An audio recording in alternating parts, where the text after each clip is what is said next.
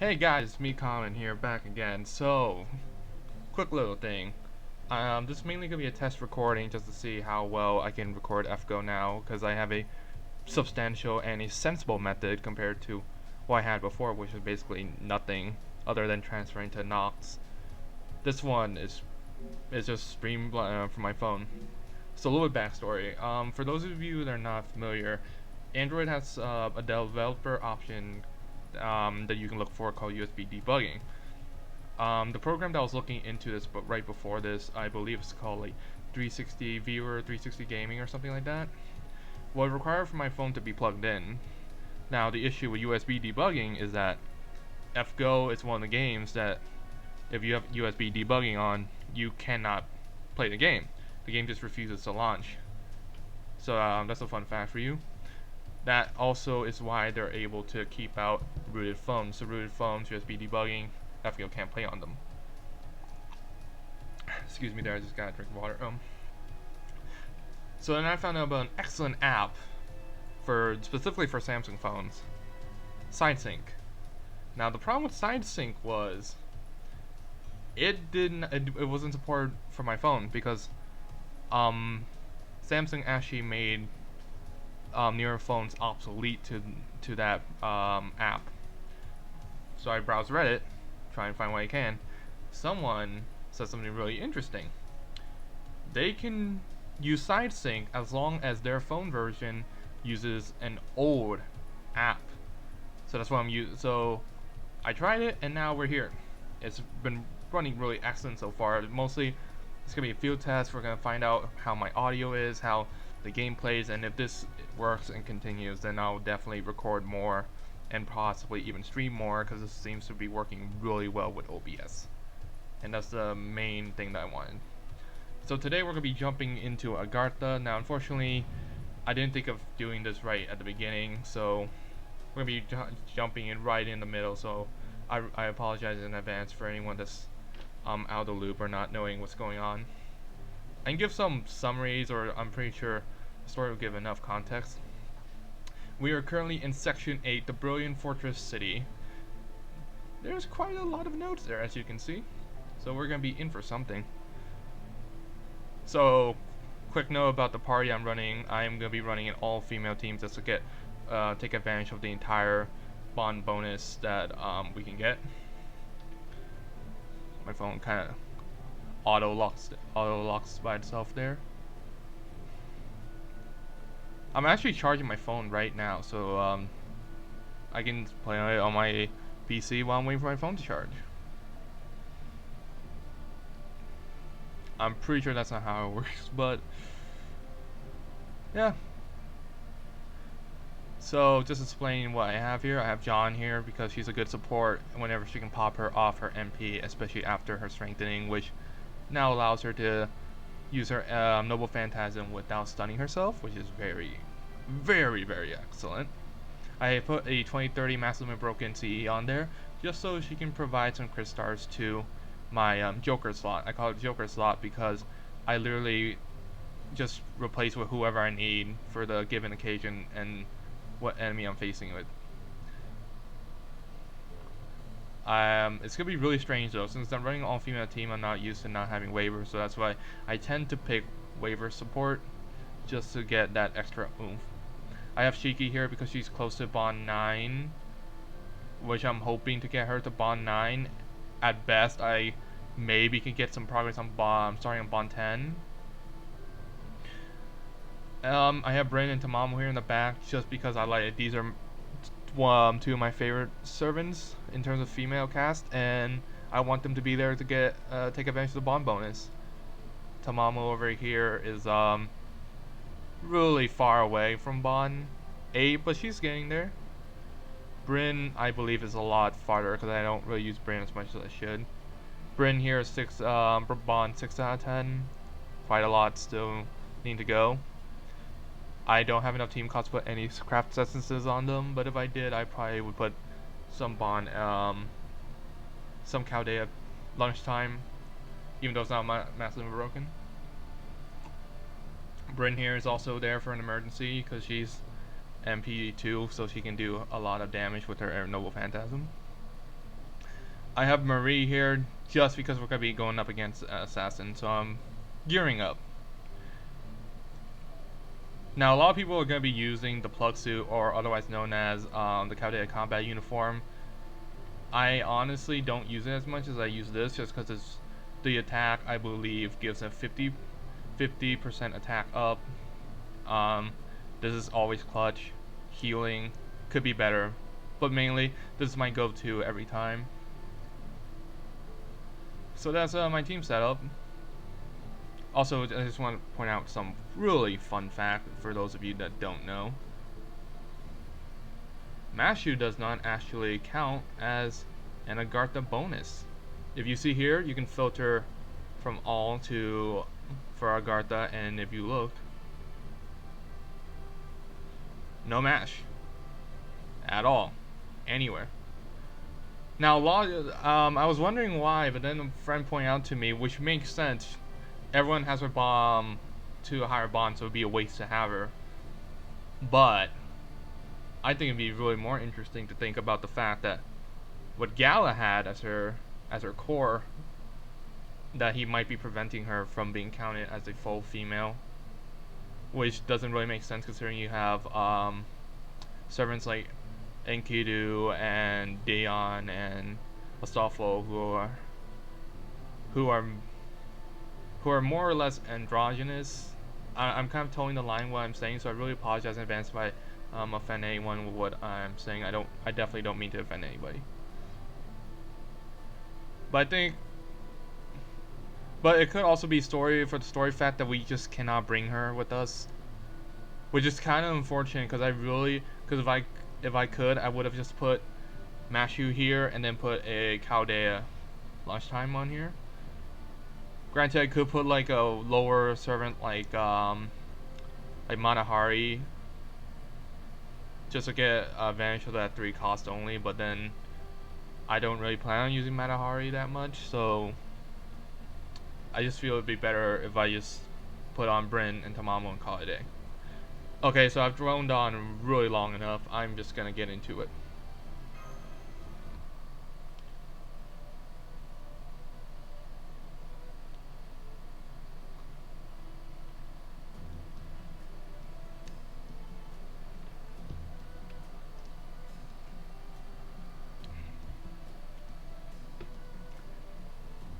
I am also definitely not going to be reading. I will be commenting anywhere that I see fit, but I will not be reading because I don't have confidence in my voice acting skills. I don't really want you guys to cringe either.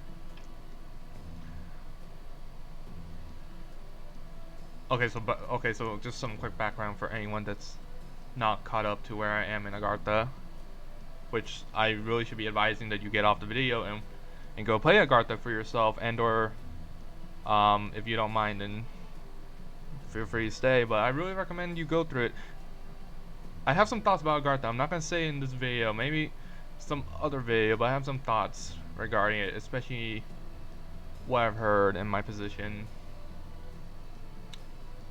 So what we have here is Astolfo and Dion are currently disguised.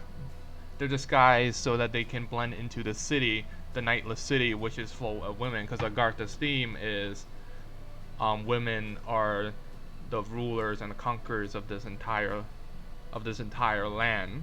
They have the power, they can do whatever they want. They take the men as slaves for whatever purpose that they have, which I won't be going into explicitly. But that's where we are right now. Currently we are with the resistance group, and we're kind of hitting up 3 cities. We've hit the first city, which was Yis. I think it's called Yis because it's spelled Y-S. Yis got drowned because one of the rulers of one of the other cities, which is the Nightless City, came over and did something, drowned the place. Now it's gone. So we're 1 city down. We're supposed to be hanging down 2 more. We are currently in the Nightless City right now.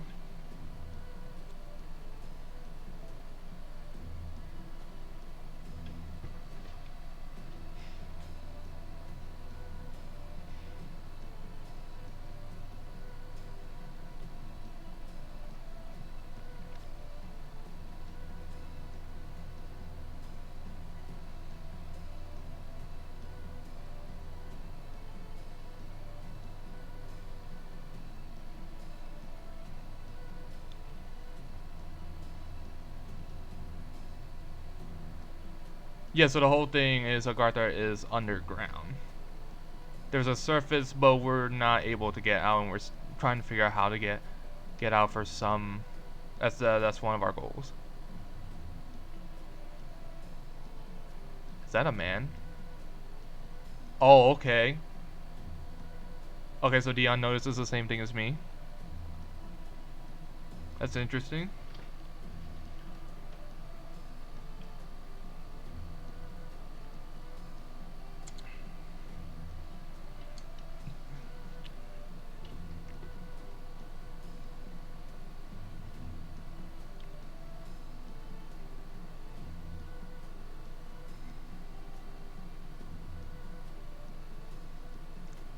Polygamy? This is interesting.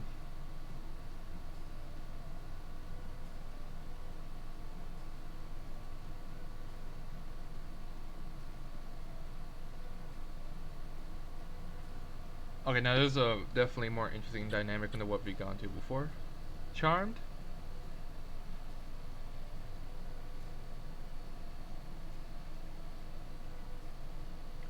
There's even compliments.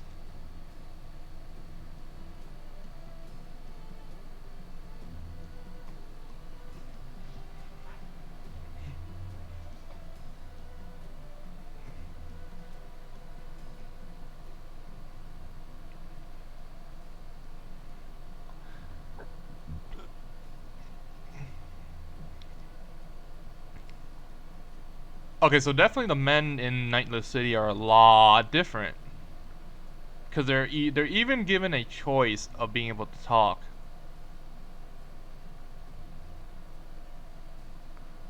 They're gonna die, aren't they?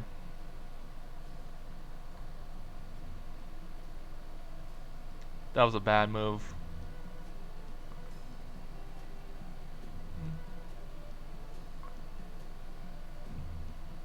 That dude's dead.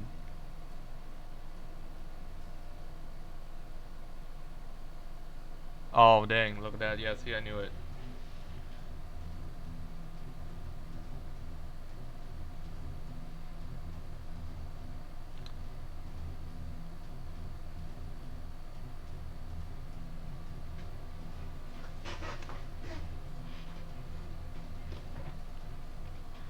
And now we are heading into our back. No, not yet.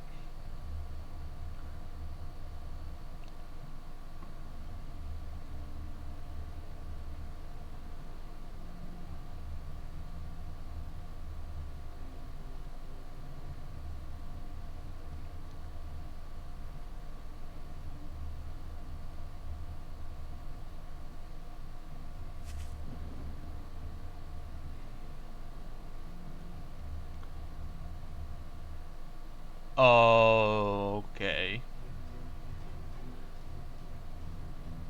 Now that is some scary and spooky enemy.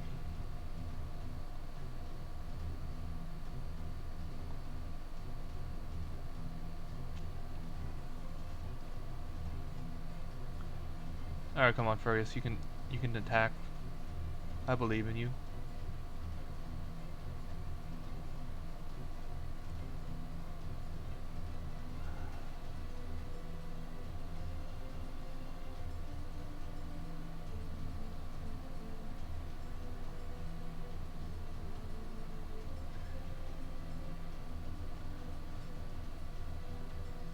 I usually try to play Gouda really straight, not like snarky.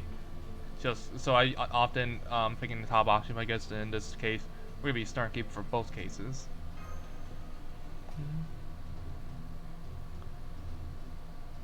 It might not really impact anything, but I just like the idea of head canonizing it.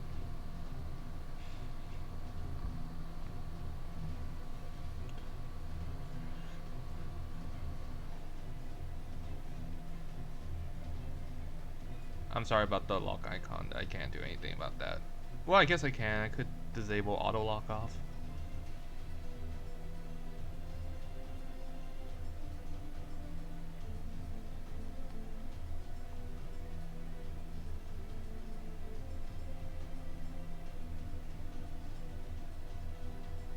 That's right, Furious. That's right.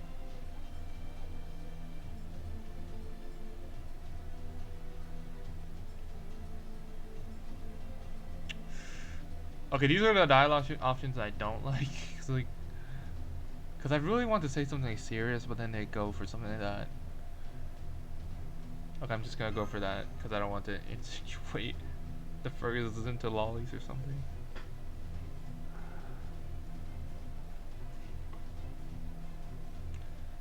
Seriously though, these enemies look really scary. I wouldn't.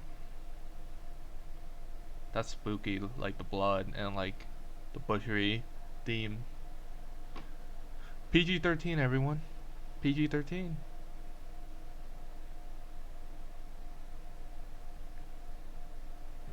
I made that joke, but I know PG-13 movies tend to have like blood and like and other stuff. Okay. Starting off, we're just gonna do that. Get some stars per turn. Oh wow, this should be pretty easy then.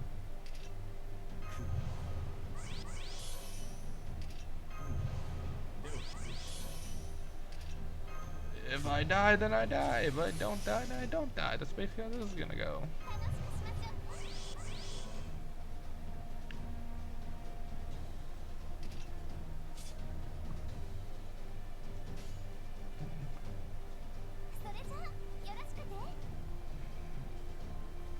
Okay, just gonna do that instead. Because the thing is, Marie's MP actually doesn't do that much damage. But maybe that's just me and I don't know how to utilize her.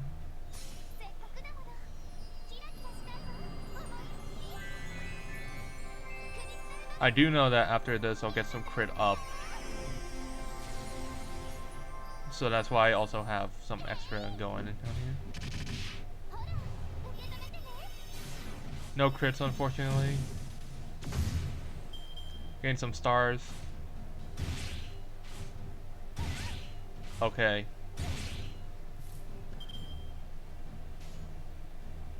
I'm just gonna attack these first because I know that I can at least get them out of the way. Hopefully with John. Needs some really strong crits here. No.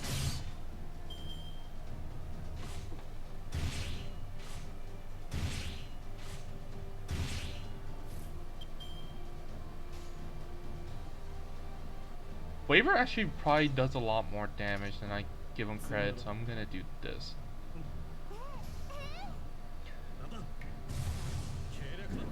Yeah. Like that.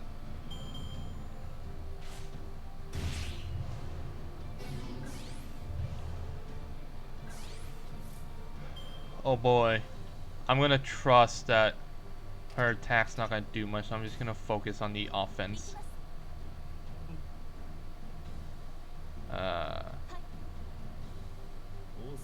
That's a 20% effectiveness, but I don't trust I don't trust Marie's damage, but let's just go for it. Okay. Yeah, no. Wow, yeah, that did absolutely nothing. That was it? I was scared for nothing. Okay. Okay.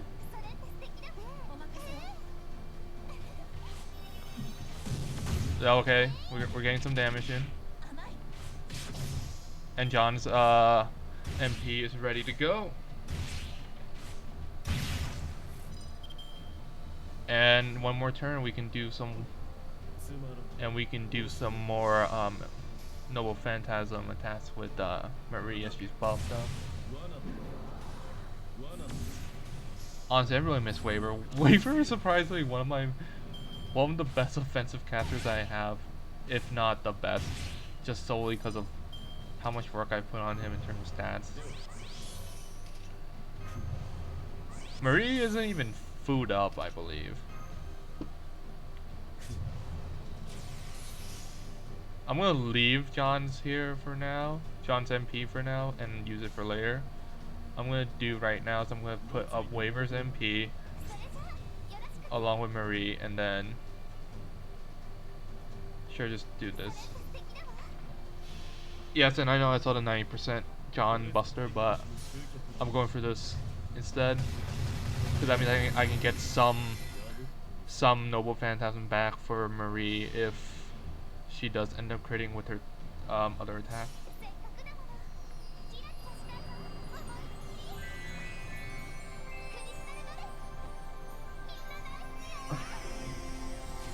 Okay. Crit? No crit. Okay.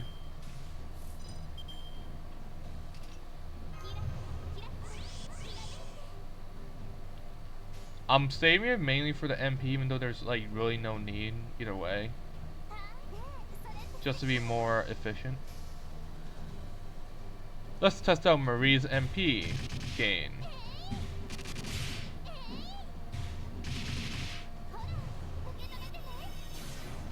She might not have the greatest offensive utilities, but man, you gotta admit her animations are cute. Got a nice critical miss there. Gonna put some stars. I don't really need that. Sure, why not?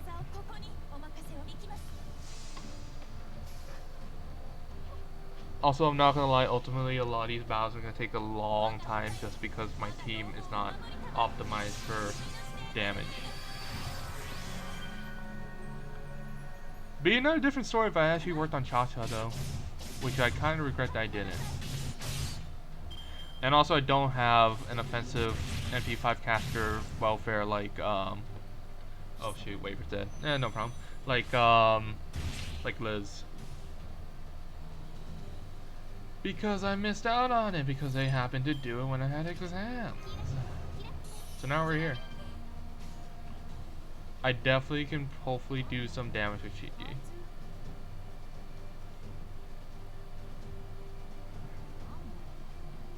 Yeah, I'm just gonna do this just so everyone gets an MP up. And no crits.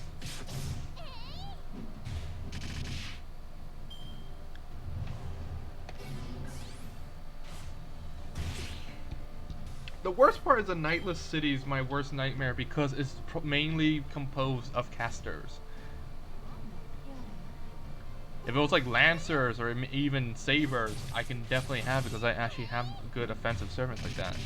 I'm not saying Marie's bad, but offensively, she leaves some to be desired, but then again, I don't want to say anything because it could also just be on me because I have simply not worked on her at all. Oh, here we go. Maybe we can get some crits in, Shiki. We're almost there. Actually, I'm really gonna hate myself if she had an MP and I didn't realize that beforehand. Alright, well, this is the end of that. And since I think the recording's going on, it's gone on for a while now, I think I'm gonna cut it off right after this battle.